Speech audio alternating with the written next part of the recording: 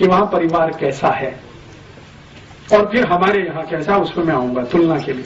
परिवार कैसा है तो उसमें आपको सुनकर आश्चर्य होगा कि पिछले 2000 साल से यूरोप में परिवार नहीं है।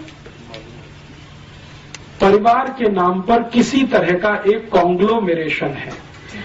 हम जो परिभाषा करते हैं ना परिवार की, वैसा वहां कुछ भी नहीं है। 70% से ज्यादा लोग आज भी यूरोप में बिना परिवार के रहते हैं। बिना परिवार के रहते हैं माने या तो पत्नी, या तो पति, या तो स्त्री, या तो पुरुष, अलग अलग, तो परिवार तो बनता नहीं है। एकल पिता, एकल माता, सिंगल पेरेंट्स एक शब्द चलता है यूरोप में, सिंगल मदर और सिंगल फादर, ये बहुत बड़े पैमाने पर है। 70% लोग इसी में हैं लगभग। अमेरिका में भी लगभग वैसा ही है। अब ये जो कुछ है 70% बिना परिवार के, तो वहां तो कुछ ऐसा है नहीं। परिवार का जो इंस्टीट्यूशन है, जिसकी मिनिमम क्वालिफिकेशन हम कुछ मानते हैं कि एक पति होनी चाहिए, एक पत्नी पति होना चाहिए, एक पत्नी होना चाहिए, बच्चे होने चाहिए, माता पिता होने चाहिए, माने पति पत्नी के माता पिता होने चाहिए, आदि आदि, जैसी हमारी कल्पना है वैसा वहां कुछ नहीं है। वहां तो सिंगल पेरेंट्स हैं, आइदर स्त्री और पुरुष। अब जो है ऐसे इलाके में बच्चों की क्या स्थिति है, बच्चे कैसे हैं, तो बहुत आश्चर्य की बात है ये जानना और समझना कि पूरी की पूरी यूरोपियन सोसाइटी या यूरोपियन सभ्यता पैट्रियार्कियल है, पितृसत्तात्मक है। मातृ सत्तात्मक वहां कुछ भी नहीं है। जो कुछ भी है वो पिता के आसपास है, पिता के केंद्र में है।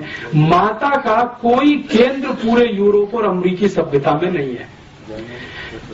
प्लीज आप अगर चाहें तो इस हॉल से बाहर जाएं। प्लीज मैं आप दोनों से कह रहा हूं, आपसे मैं दोनों से कह रहा हूं, आप चाहें तो इस हॉल के बाहर चले जाएं, क्योंकि मुझे बोलने में बहुत तकलीफ हो रही है और दूसरों को सुनने में तकलीफ हो रही है। कम से कम आप यहाँ अमेरिकी सभ्यता का ये लक्षण पेश न करें कि आप इंडिविजुअल हैं और हम सब एक समाज के।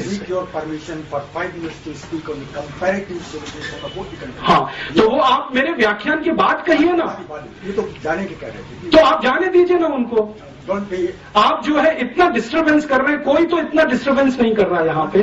so hot in hot country. लेकिन आप जो है इतना ज्यादा क्यों मिसबिहेव कर रहे हैं? Don't be so hot in so hot country. आपका मिसबिहेवियर मुझे हॉट होने के लिए मजबूर कर रहा है। इतनी देर से मैं देख रहा हूँ कि आप दोनों अपनी गपशप कर रहे हैं, तो बाहर जाके करें। You are talking beside the topic. ये तो आप बाद में कह सकते हैं, ठीक है, लेकिन इस तरह से आप बैठकर बात करें, ये तो भारतीय सभ्यता के अनुकूल नहीं बैठता कहीं भी। This is भारतीय अनुकूलता, they are tolerating this. हाँ। तो अगर आपको नॉनसेंस लगता है तो यहाँ से जाइए, आप यहाँ क्यों बैठे हैं? Because I am also belong to this country. हाँ, तो शांति से सुनिए उसको। अगर सुनना है तो शांति से सुनिए, उत्तर देना है तो शांति से दीजिए। ये तो कोई तरीका नहीं है कि कोई बात कर रहा है और आप बीच बीच में अपनी बात करें, तो वो बाहर जाके कर सकते हैं। आप इस हॉल में 2 दरवाजे हैं। हाँ, sorry but talk to the topic. वो आपकी ओपिनियन हो सकती है, सबकी नहीं है वो। आपको रुचि नहीं है तो जाइए ना। आप बहस बहुत कर रहे हैं, डिस्टर्ब मत करिए। आप सबको डिस्टर्ब किए जा रहे हैं, क्या मतलब? चलिए सर, आप बोलिए। मैं उनकी जो प्राइवेट लाइफ में परिवार की बात कर रहा था। परिवार जैसा कुछ बन नहीं पाया है आज तक। सिंगलटन सब कुछ है, एक माता है, एक पिता है और उसके साथ बच्चे चाहे तो है, नहीं तो ऑर्फेनेज में है। ज्यादातर इस तरह की स्थिति है। तो परिवार की जैसी हमारी कल्पना है वैसा कुछ नहीं है। हम जब अपनी शब्दों को इस्तेमाल करते हैं तो कल्पना भी उसके साथ हमारी ही जुड़ती है। जैसे हम कहते हैं ना यूरोपियन परिवार, तो परिवार की हमारी परिभाषा वहां बैठती नहीं है। उनकी जो परिभाषा है उसमें वो एकल परिवार भी परिवार माना जाता है। मैं कहना ये चाहता हूँ, उनके यहाँ अकेली कोई माँ अपने बच्चे के साथ रहती है तो वो परिवार ही माना जाता है। अकेला पिता अपने बच्चे के साथ रहता है तो परिवार ही माना जाता है। भारत में वो मान्यता नहीं है। भारत में तो माता पिता साथ में रहते हैं, बच्चे उनके साथ में हैं, और सिर्फ माता ही पिता नहीं, उनके साथ दादा दादी भी है, नाना नानी भी है, चाचा चाची भी है, मौसा मौसी भी है, मामा मामी भी है, ये भी है। तो हमारे परिवार का अंग बनता है। और इसी परिवार का एक बड़ा हिस्सा कुटुंब होता है, कुटुंब का बड़ा हिस्सा कुल हो जाता है, कुल का बड़ा हिस्सा वंश हो जाता है, और वो आगे आगे बढ़ता चला जाता है। शुरू यहां से होता है हमारे यहाँ परिवार, लेकिन उनके यहाँ इस तरह का है नहीं। तो हम जब यूरोपियन परिवार या अमेरिकन परिवार कहना शुरू करते हैं तो गफलत वहीं पे हो जाती है। हम हमारे शब्दों को उनकी सभ्यता में जब फिट करने की कोशिश करते हैं तो उसमें कंफ्यूजन बहुत हो जाता है। तो अपने शब्दों को अपनी सभ्यता तक सीमित रखकर उनके शब्दों को इस्तेमाल करें तो अच्छा है। तो उनका शब्द है फैमिली। फैमिली माने परिवार नहीं होता। जो मैं ध्यान में लाना चाहता हूं वो ये, जब हम भाषांतर करते हैं तो बहुत बड़ा नुकसान करते हैं अपने साथ। जैसे भारत में हमने भाषांतर कर दिया, रिलीजन माने धर्म कर दिया। अब रिलीजन बिल्कुल अलग है। प्लेटो की जो डेफिनेशन है रिलीजन की, वो हमारे धर्म पर फिट ही नहीं बैठती कहीं। हम जब धर्म की बात करते हैं तो ये है कि जो धारण कर सके, धारण करने योग्य है, वो सब कुछ धर्म है। उनके यहां ये कहीं है ही नहीं, पूरी फिलॉसफी में नहीं है। धारण करने योग्य वहां कुछ है ही नहीं जिसे वो कहें। वो रिलीजन को क्या मानते हैं, आपने तिलक ऐसे लगाया, ऐसे लगाया, घंटा ऐसे बजाया, वैसे बजाया, अगरबत्ती लगाई कि मोमबत्ती जलाई, केक काटा के, ये उनके यहाँ सब कुछ रिलीजन में काम आता है कहने के लिए। हमारे यहाँ तो ये रिलीजन से बहुत दूर तक का इसका वास्ता नहीं है। इसको तो हम कर्मकांड के रूप में कहते हैं। धर्म तो बिल्कुल अलग है, कर्मकांड तो बिल्कुल अलग है। हम एक संप्रदाय वाले हैं तो हम एक तरह के कर्मकांड करेंगे, एक दूसरे संप्रदाय वाले दूसरे तरह का कर्मकांड करेंगे। दक्षिण में आप चले जाइए, कई लोग ऐसे हैं जो इस तरह से तिलक लगाते हैं, कई लोग ऐसे हैं जो इस तरह से तिलक लगाते हैं, लेकिन वो रिलीजन का हिस्सा नहीं है हमारे यहाँ, वो हमारे यहाँ कर्मकांड का हिस्सा है। तो उनके यहाँ का रिलीजन हमारे यहाँ का धर्म नहीं है, उनके यहाँ की फैमिली हमारे यहाँ का परिवार नहीं है। हमने क्या किया है, भाषा की सहूलियत के लिए भाषांतर के रूप में इन शब्दों को इस्तेमाल करना शुरू किया है, और उससे बहुत कुछ गलतियां हम करते हैं और वो हमारी उन गलतियों पे हंसते। हम जब फैमिली प्लानिंग की बात करते हैं ना, तो हमारे यहाँ तो फैमिली है नहीं, उसको प्लान क्या करें। उनके यहाँ फैमिली है तो उसको प्लान करना है। हमारे यहाँ तो परिवार है, उनके यहाँ तो परिवार नहीं है, फैमिली है। तो फैमिली प्लानिंग पूरा एक पॉलिसी के रूप में जब इस देश में चले तो हास्यास्पद ही दिखाई देता है। परिवार के बारे में बात करें तो कुछ समझ में आती है। तो कई बार क्या होता है कि शब्द उनके हम ले लें और अपने हिसाब से भाषांतर करके इस्तेमाल करें, होगा। तो उनके यहाँ फैमिली है, परिवार नहीं है। हमारे यहाँ परिवार है, उनके यहाँ नहीं है। तो अब दोनों अलग अलग हैं। और मैं जो कहना चाहता हूं, इसमें कोई ऊंचा नीचा की बात नहीं है, वो अलग है, हम अलग हैं। जैसे कई बार ये कहते हैं ना, यूरोप की सभ्यता में, भारत की सभ्यता में बहुत कुछ कॉमन है। ऐसा कुछ भी नहीं है जो कॉमन है। अगर कुछ है तो वो जबरदस्ती से किया हुआ है। जैसे वहां का पिज्जा आ गया, बर्गर आ गया और हमने खाना शुरू कर दिया तो कॉमन हो गया, या वहां से पेप्सी कोक आ गया, हमने पीना शुरू कर दिया तो कॉमन हो गया। वो सभ्यता का अंग नहीं है, वो नकल किया हुआ एक हिस्सा है। चाउमीन वहां से आ गया, हमने खाना शुरू कर दिया सेवई के स्थान पर, तो वो अंग नहीं बनता सभ्यता का। तो कॉमन है ऐसा कुछ होता नहीं है। किसी भी सिविलाइजेशन में, कोई भी सभ्यता में, दुनिया में आप जाइए, कुछ भी कॉमन नहीं होता है, नहीं तो सभ्यता ही नहीं बनती है। सभ्यताएं बनती ही इसलिए हैं कि वहां कुछ अलग है, यहां कुछ अलग है, और संस्कृति उसका एक छोटा सा हिस्सा होती है। सभ्यता कुछ बड़ी चीज है, संस्कृति उसमें छोटा सा कुछ हिस्सा जैसा है।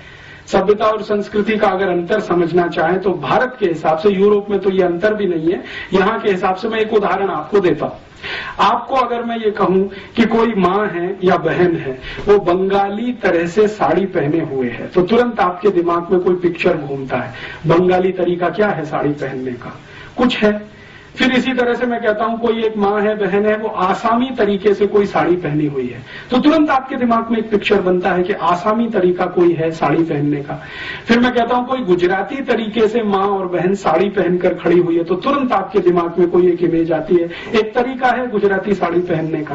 फिर वो पंजाबी है, तो ऐसे अगर 8-10 राज्यों के मैं नाम लूं और आपसे कहूं कि देखो ये गुजराती साड़ी है, ये मराठी साड़ी है, ये बंगाली है, ये आसामी है, ये मणिपुरी है, ये आदि आदि इस तरह की साड़ियां हैं, तो ये जो अलग अलग तरीके हैं साड़ियों को पहनने के, ये है संस्कृति। और ये जो साड़ी है वो है सभ्यता। तो सभ्यता और संस्कृति का जो अंतर है वो कुछ इस तरह का है। सिविलाइजेशन है साड़ी और तरीके जो उसको पहनने के हैं वो है हमारी संस्कृति। तो भारतीयता में सभ्यता और संस्कृति में जो परिवार की बात है वो में कुछ अलग तरीके की, हमारी उनकी अलग तरीके की। तो अब उनकी जो फैमिली है वो कैसी है? फैमिली ये है कि पैट्रियार्कियल, मैंने आपसे कहा, पिता है वो सर्वोच्च है और पिता की हैसियत जज के जैसी है। माने एक बार उसने कोई फैसला सुना दिया वो सुप्रीम है, वो रिकंसीडर नहीं होता। लगभग 2000 साल पूरे यूरोप में सन 1950 से लेकर पहली शताब्दी तक यूरोप के सभी परिवारों में पिता सर्वोच्च है, 1950 तक। और यही कारण है कि सन 1950 तक यूरोप के सभी देशों में सिर्फ पिताओं को वोट डालने का अधिकार होता था। आप सोच सकते हैं ये बात? अमेरिका में 1950 तक, ब्रिटेन में सन 1950 तक, यूरोप के देशों में लगभग 1950 तक सिर्फ पुरुष ही वोट डाल सकता था, स्त्री को वोट डालने का अधिकार नहीं, क्योंकि फैमिली में स्त्री का कोई महत्व नहीं। पितृसत्तात्मक सत्ता, पैट्रियार्कियल जिसको हम कहते हैं, उनके शब्दों में वो है। और इससे भी आगे चलें तो यूरोप के दस्तावेज बताते हैं कि सन 1950 तक यूरोप और अमेरिका की किसी बैंक में महिला को खाता खोलने का अधिकार नहीं, बैंक अकाउंट ओपन करने का राइट नहीं, अप टू 1950। तो महिलाओं को वोट डालने के अधिकार मिलने चाहिए और महिलाओं को बैंक में खाता खोलने का अधिकार मिलना चाहिए। इस पर एक जबरदस्त आंदोलन शुरू हुआ फ्रांस से, और उस आंदोलन की नेत्री थी सिमोन द बोवार। और उसका सबसे बड़ा नारा था कि जो पुरुष को अधिकार है वोट देने का, बैंक अकाउंट खोलने का, संपत्ति का मालिक होने का, वो अधिकार महिलाओं को मिलना चाहिए। और ये आंदोलन बहुत लंबे समय तक चला। ज्यों पाल सार्त्र, जो बहुत बड़ा फिलोसोफर माना जाता है फ्रांस का और अभी यूरोप का, सिमोन द बोवार जो उसकी सहयोगी थी, इन लोगों ने मिलकर ये बहुत बड़ा कैंपेन स्टार्ट किया जिसको फेमिनिज्म माना जाता है या फेमिनिज्म मूवमेंट कहा जाता है। स्त्री मुक्ति आंदोलन जैसा हम उसका भाषांतर भारत में करते हैं। स्त्री को मुक्ति किससे? इस व्यवस्था से जिसमें उसको वोट देने का अधिकार नहीं है, बैंक अकाउंट खोलने का अधिकार नहीं है, संपत्ति का अधिकार नहीं है।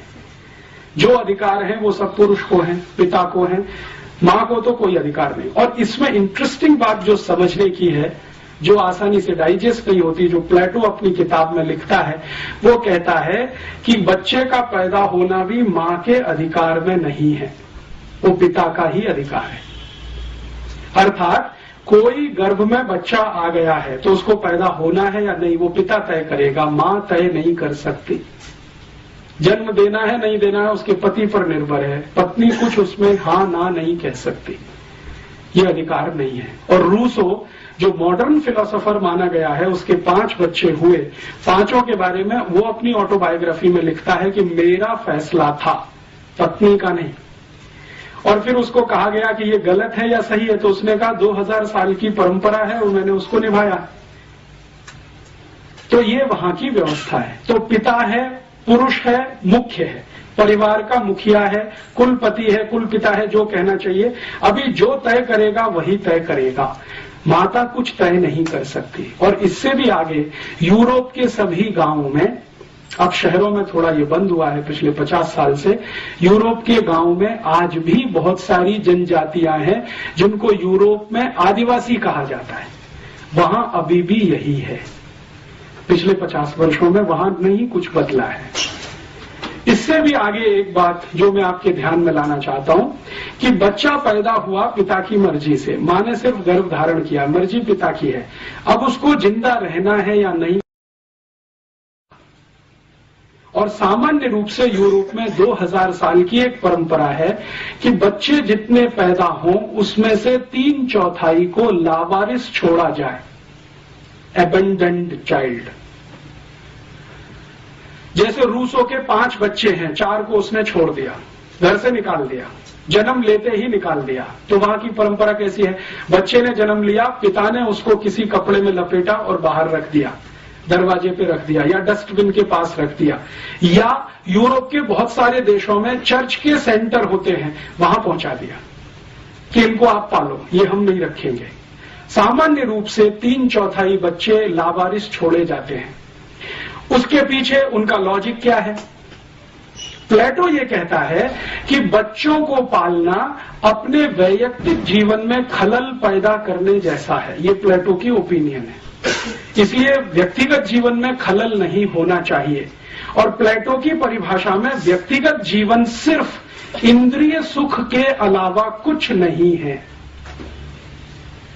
This is the statement of Plato. इंद्रिय सुख, शरीर सुख, यही सबसे ऊंचा है, बाकी सब इसके नीचे है। और इंद्रिय सुख और शरीर सुख लेने में बच्चे सबसे बड़ी बाधा है, इसलिए घर में नहीं। आप छोड़ दो उनको, पैदा हुए तो छोड़ दो। प्लेटो ने अपने बच्चे छोड़े। प्लेटो की 4 पत्नियां हैं, उसमें से 1 शादी वाली है, 3 बिना शादी किए हैं, तो जितने बच्चे हैं सब छोड़े। सोक्रेटिस ने यही किया, लेबिनिज ने किया, दिकार्ते ने किया, रूसो ने किया। सभी फिलोसोफर्स अपने बच्चों को लावारिस छोड़ते। अब प्लेटो कहता है कि ये जो लावारिस हैं, इनकी जिम्मेदारी राज्य की है, परिवार की नहीं, फैमिली की नहीं है। तो राज्य इनको संभाले। तो राज्य क्या व्यवस्था कर रहा है? इन लावारिस छोड़े हुए बच्चों की व्यवस्था के लिए राज्य ने चर्च को खड़ा किया पैसा देकर कि आप इनकी व्यवस्था संभालो। तो जितने भी चर्च पूरे यूरोप और अमेरिका में आपको मिलेंगे, सभी चर्चों के ऑर्फेनेज सेंटर आपको जरूर मिलेंगे।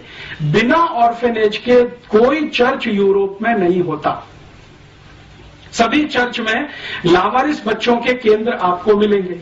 और जो लावारिस बच्चों के केंद्र चर्च के साथ जुड़े हुए हैं, जहां पर बच्चों की ट्रेनिंग होती है, ट्रेनिंग का माने जो कुछ भी उनको जिंदगी चलाने के लिए सिखाया जाता है, वो ट्रेनिंग देने वाले इंस्टीट्यूशंस को कॉन्वेंट कहा जाता है। कॉन्वेंट अर्थात लावारिस बच्चों के लिए बनाया गया इंस्टीट्यूट, जिन बच्चों को उनके माता पिता ने छोड़ दिया है, जो पल रहे हैं चर्च की तीमारदारी में, और चर्च को पैसा सरकार दे रही है। और ये पैसा यूरोप की सभी सरकारें अपने बजट में से निकालती हैं, सब्सिडी के नाम पर, सोशल सिक्योरिटी के नाम पर। और यूरोप की सभी सरकारों के बजट का हाईएस्ट एक्सपेंडिचर सोशल सिक्योरिटी में ही है, इंक्लूडिंग अमेरिका। तो वो सोशल सिक्योरिटी एक्सपेंडिचर में एक बहुत बड़ा एक्सपेंडिचर है कॉन्वेंट का। अब मेरे समझ में ये बात बिल्कुल स्पष्ट आने लगी है। पहले मैं बचपन में नहीं जान पाता था कि ये भारत में जो कॉन्वेंट स्कूल हैं, इन स्कूलों में हम जब पढ़ने जाते हैं या पढ़ाते हैं अपने बच्चों को, तो बच्चों को स्कूल में मदर फादर कहना क्यों सिखाते, टीचर कहना क्यों नहीं सिखाते? जैसे भारत में बहुत सारे कॉन्वेंट है ना, उसका प्रिंसिपल फादर है, या तो कोई मदर है, या तो कोई सिस्टर है, या तो कोई ब्रदर है, टीचर कोई नहीं है वहां पे। क्यों? क्योंकि यूरोप में तो कॉन्वेंट स्कूल है ही लावारिस बच्चों के लिए, जिनके मदर फादर का पता नहीं है। तो किसी तरह मदर फादर की थोड़ी अनुभूति हो सके, इसके लिए वो अपने यहां मदर फादर ब्रदर सिस्टर सिखाते।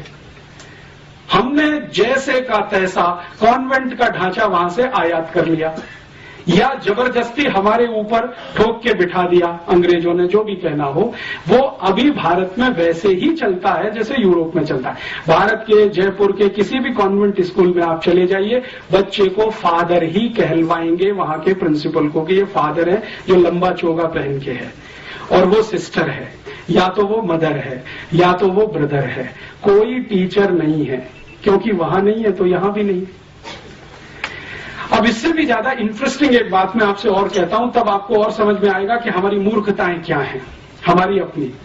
ये जो मदर फादर नहीं है, जिन बच्चों के जो कॉन्वेंट में वहां पढ़ते हैं, उन बच्चों को जो ट्रेनिंग देने वाले इंस्टीट्यूट्स हैं, उन ट्रेनिंग देने वाले इंस्टीट्यूट्स में एक डिनोमिनेशन है या एक नामकरण है अकेले कुछ ऐसे बच्चों का जिनको बास्टर्ड कहा जाता है, लिटरली कहा जाता है। यूरोप में बहुत सारे बच्चे हैं जिनको बास्टर्ड कहा जाता है। बास्टर्ड कौन है?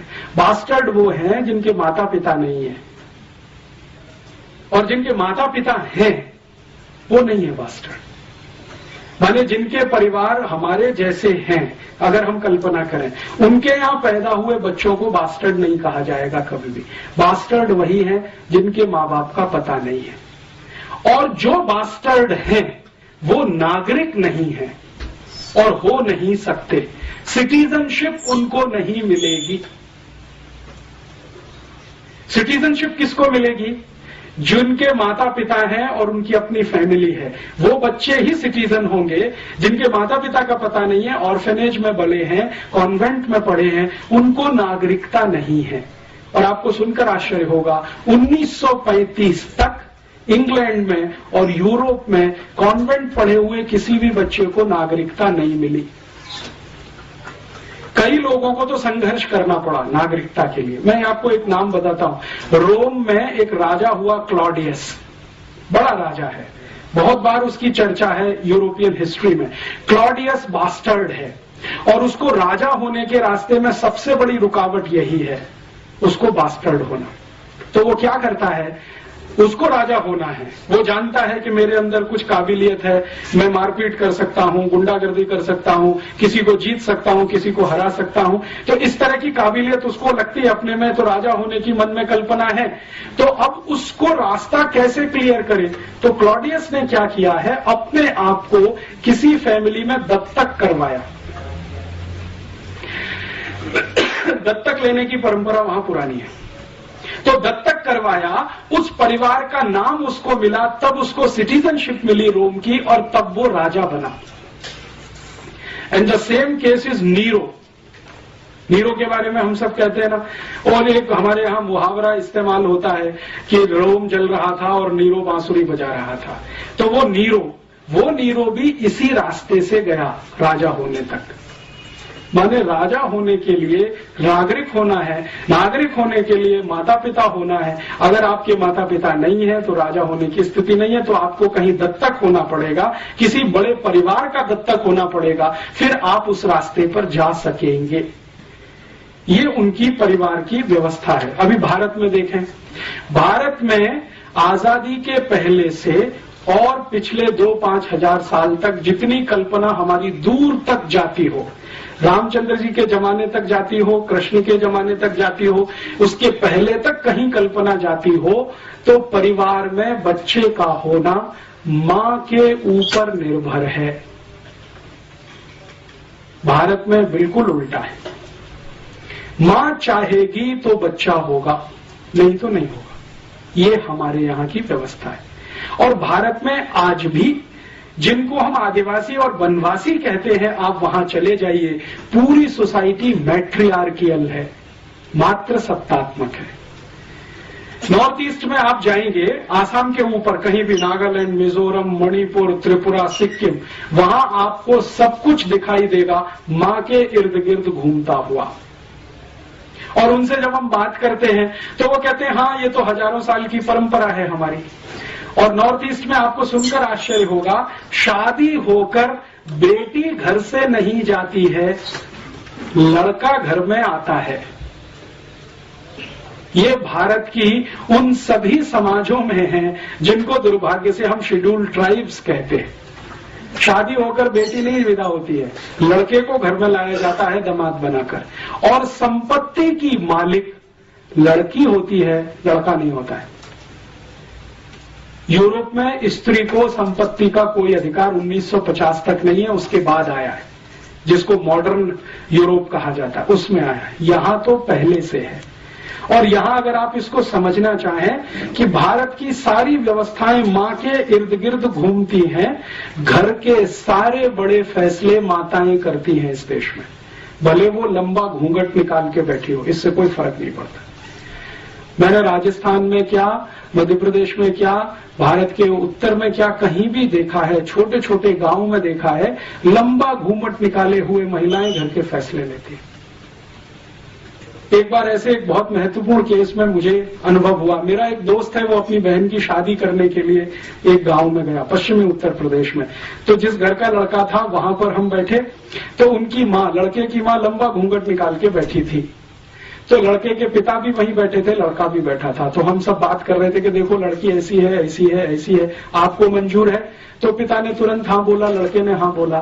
वो जो माँ लंबा घूंघट निकाल के बैठी थी, उसने कहा बस इतने में पिता उठ गया, लड़का उठ गया, अंदर गए और बाहर आके कहा कि शादी नहीं हो सकती। क्यों? हमने कहा भाई क्या कमी है? तो कहा हमारी माता जी ने पहले एक लड़की पसंद कर रखी है, बस फैसला तो उन्हीं का है। तो हम ये जो कई बार गालियां देते हैं ना, हमारी महिलाएं तो अशिक्षित हैं, अनपढ़ हैं, घूंघट निकाल के बैठी, फैसला वही करती हैं। महत्व जो है ना वो फैसले का है, पिता फैसले नहीं करता।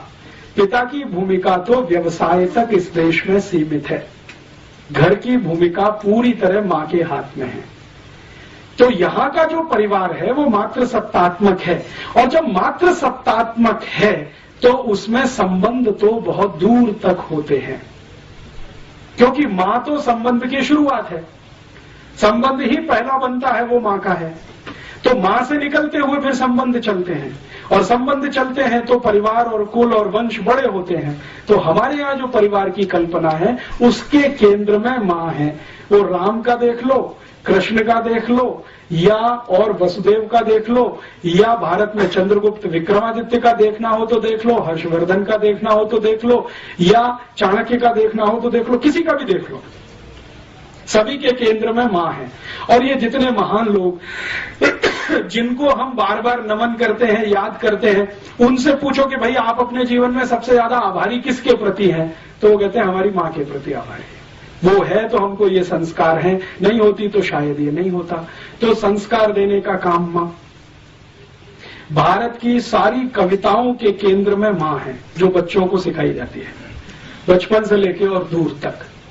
माने स्त्री हमारे केंद्र में है, महिला हमारे केंद्र में है, मां हमारे केंद्र में है। तो मां के केंद्र होने से परिवार की व्यवस्था कुछ इस तरह की है, मात्र सत्तात्मक है। और भारत में ये कभी नहीं रहा अमेरिका और यूरोप के जैसा, जैसे वहां वोट देने का अधिकार नहीं, बैंक अकाउंट खोलने का अधिकार नहीं।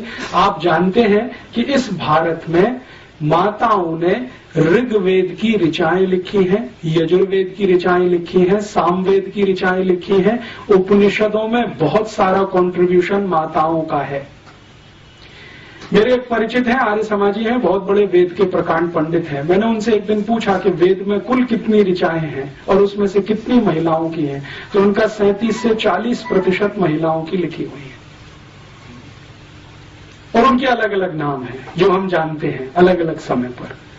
तो वेद रचती हैं महिलाएं, उपनिषद रचती हैं महिलाएं, तो केंद्र में तो रही होंगी।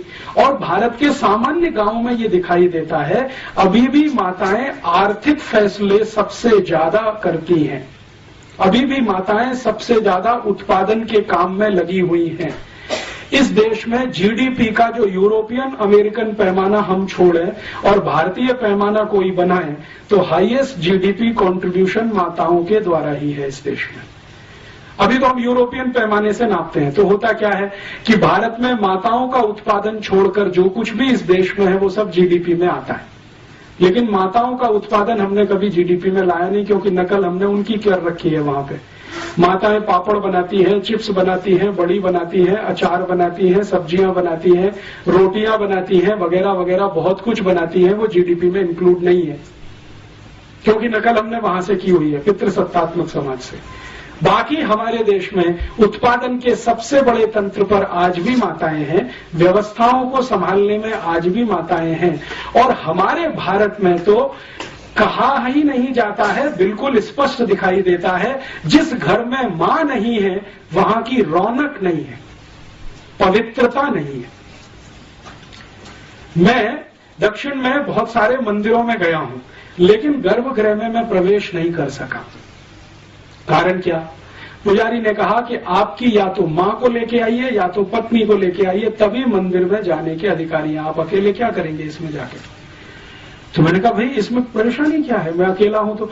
उन्होंने कहा अकेले होने से पवित्रता नहीं आती, पवित्रता किसी स्त्री के साथ होने से ही आती है, वो चाहे मां के रूप में हो या आपकी पत्नी के रूप में हो। और अगर कुछ नहीं है तो बहन को ले आइए किसी को, हम आपको मंदिर में जाने देंगे।